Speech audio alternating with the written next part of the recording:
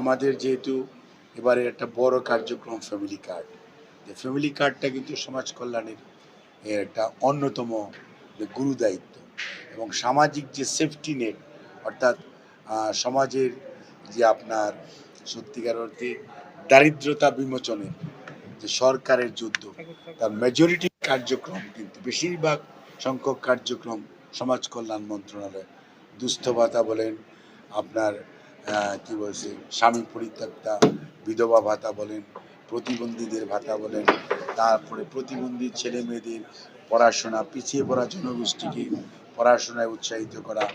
তারপরে সমাজে আবার এদেরকে পুনর্বাসন করা, প্রত্যেকটা কাজ কিন্তু হচ্ছে আপনার এই সমাজ কল্যাণের দায়িত্ব। কাজেই সেইগুলোর সমন্বয় করার জন্যই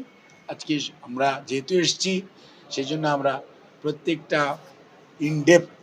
আমরা দুইজন বোঝার চেষ্টা করছি এবং কোথাও কোনো ধরনের সহযোগিতা আরও বাড়ানো দরকার, কোথাও কোনো ধরনের উইকনেস আছে কিনা, এটাকে কিভাবে কারেক্ট করা যায়, সেই সব বিষয়। এটা ধরেন আমাদের একটা সমন্বয় পরামর্শ এবং এটার থেকে আমরা আরও সামনের দিনে তার একটু ভালোভাবে এই কার্যক্রমগুলি কর্মসূচিগুলি, কারণ জুলাইয়ের 1 তারিখ থেকে ফ্যামিলি কার্ড সারা দেশব্যাপী শুরু হয়ে যাবে, সেই জন্য এটার যে ক্যাপাসিটি এতদিন আমরা মাত্র 3 মাসে 80,000 পরিবারকে ফ্যামিলি কার্ড বিতরণ করেছি টার্গেট করে।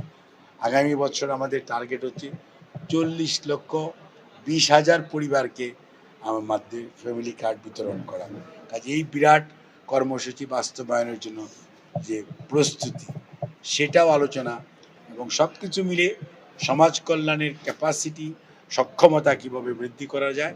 জনগণের কাছে সমাজ কল্যাণকে আরও কিভাবে মানে জনগণের সেবার জন্য জনগণকে সমাজ কল্যাণমুখী সমাজ কল্যাণের সেবা গ্রহণ করতে উৎসাহিত করা যায়, সেই সব বিষয় নিয়ে আমাদের আলোচনা।